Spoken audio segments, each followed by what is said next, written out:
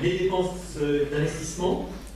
Donc, comme vous le voyez, on a, et c'est quand même une surprise évidemment, sur 2014, qui fait de la piscine une pointe à 18 464 000. Là, on retourne sur 12 466 000 avec toujours un effet piscine et passerelle, puisque le niveau normal d'investissement pour une commune comme Maison Lafitte avec une grande ligne d'équilibre serait plutôt autour de 8 millions d'euros.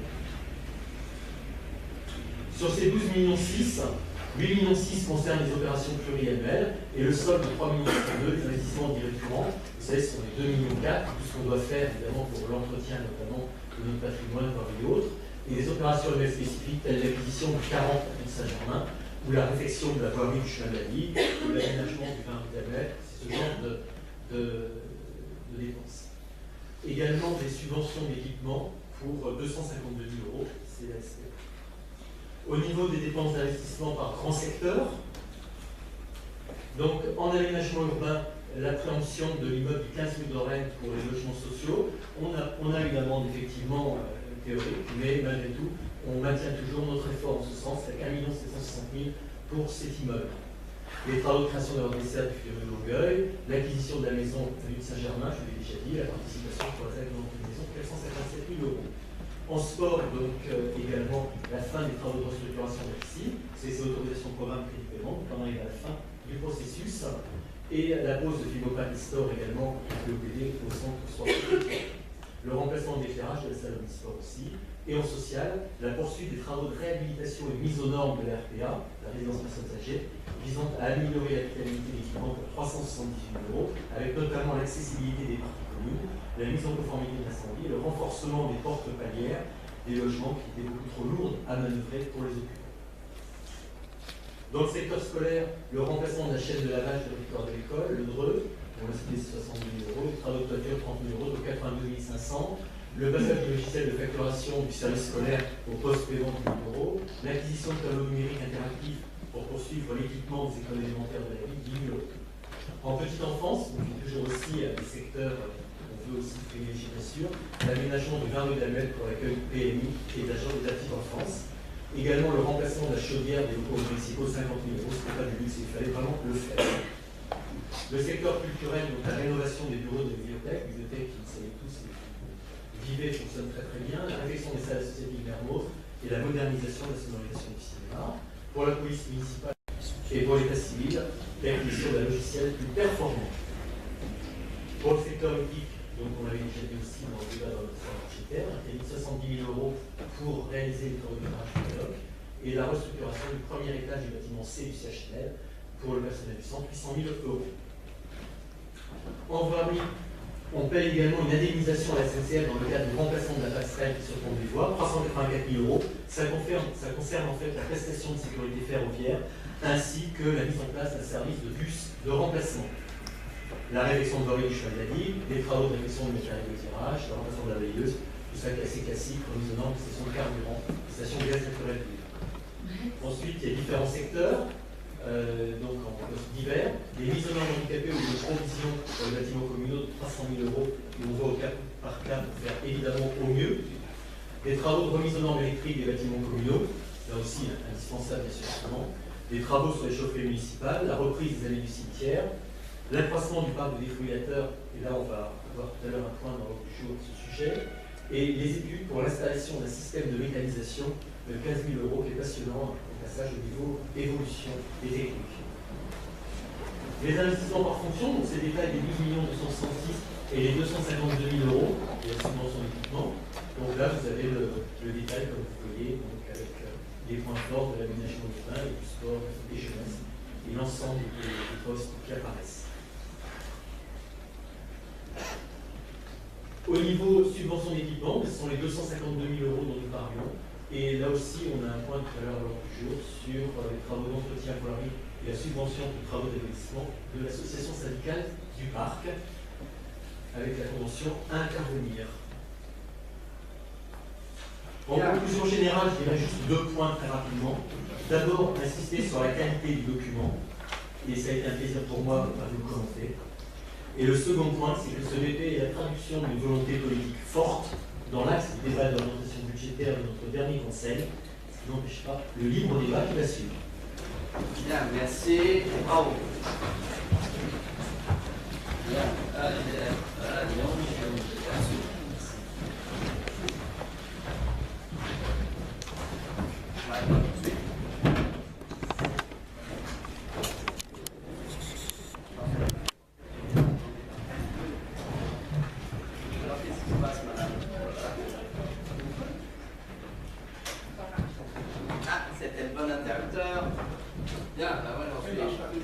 Bien.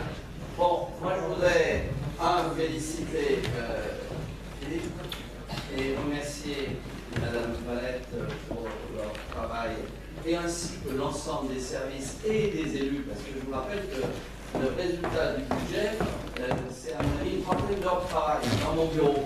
On s'explique parfois pour savoir si on fait ci ou on fait ça. Donc c'est un travail de longue haleine. Alors, vous savez, effectivement, Philippe vient de souligner que ce budget dans la présentation du DOP, c'est évident, puisque ça a permis déjà de mal. Ce soir, il y a les votes. Je voudrais dire une chose.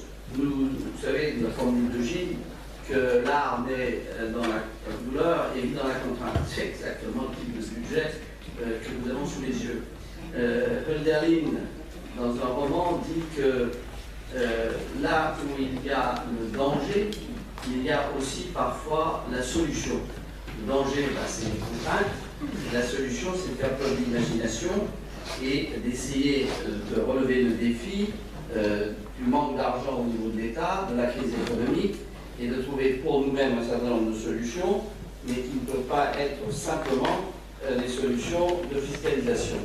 Sur les 22 points que l'on perd sur la période, il y en a une certaine partie qui sera fiscalisée, et moi je vous annonce que l'an prochain on aura aussi une nouvelle baisse de la DGF, aussi une nouvelle montée en puissance du PIC, et qu'il faudra faire aussi un effort. Mais cet effort, il faut le concevoir de manière extrêmement rationnelle et modérée, et il nous appartient aussi de réfléchir à une série de réformes structurelles, d'où, vous le savez, l'engagement que nous avons fait d'Espalia, c'est ça, Espelia, qui doit nous remettre la copie pour essayer de voir s'il n'y a pas des sources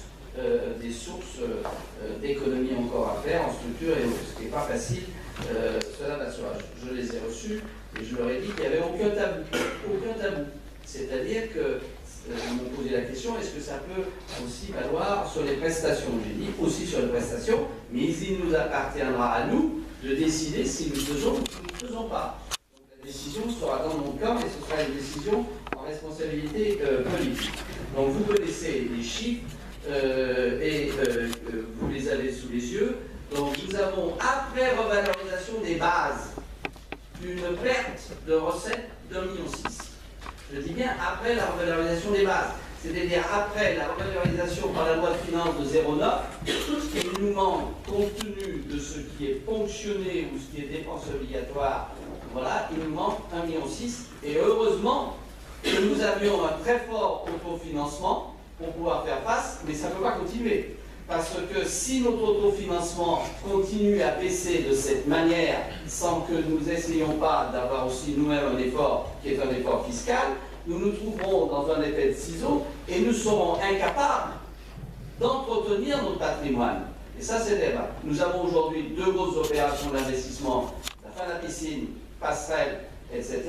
Et le reste, c'est une série de petites dépenses que vous avez vues. Mais si nous ne sommes plus capables, si nous n'avons plus d'autofinancement, nous ne pourrons pas entretenir notre patrimoine. Alors, dans certaines communes, ça se passe. Je ne nommerai pas la commune où récemment, circulant pour faire visiter tous les bureaux de poste, j'ai constaté l'état lamentable d'un certain nombre de poteaux électriques qui, chez nous, subiraient, je dirais, la colère de nos concitoyens. Et dans certaines communes, ça passe, mais ça ne passe pas partout. Et notamment à Maison Lafitte, heureusement, nous avons entretenu notre patrimoine. Au passage, quand on oublie d'entretenir le patrimoine et que tout d'un coup on a un pépin, à ce moment-là, on fait une augmentation d'impôt de 50%. Ça s'est vu également non loin de Maison Lafitte. Alors, je vais vous passer la parole, mais Monsieur Tassin voudrait dire un mot sur la TOL. Oui, dire que en ce qui concerne la taxe dans les dépenses ménagères, le CIRFU a voté son budget la semaine dernière, et là, cette taxe diminuera de l'ordre d'à peu près 2% quand on combine les effets de l'augmentation des bases et ce qui va dans le sens de l'augmentation et l'élargissement physique des bases qui va se faire dans le sens d'une meilleure répartition des charges, on arrive à peu près à 2%. Alors cela est dû à 2 causes principales. Première cause, on a renouvelé là, récemment le marché de collecte. Veolia en était titulaire depuis 25 ans, et grâce à un marché qu'on a, comment dirais-je, conduit en commun avec la CA2RS et notre voisin, on a pu donc susciter une concurrence très forte et obtenir une diminution sensible du coût de la collecte. Et parallèlement, en ce qui concerne la collecte sélective à Maison-Lafitte, malgré quelques points de résistance localisés, on a progressé fortement puisque le taux de refus de la collecte sélective est passé de 22-23% à 15%. Et l'effet combiné de ces deux évolutions font que non seulement on n'augmente pas la TOM, par conséquent, on la diminue un peu. Voilà. Ce qui signifie, parce que moi je saisis l'occasion, que dans la 4e colonne où vous payez, vous avez quelques hausses, ça c'est vrai, mais vous avez aussi des baisses. Donc regardez bien ça de détail, de manière à la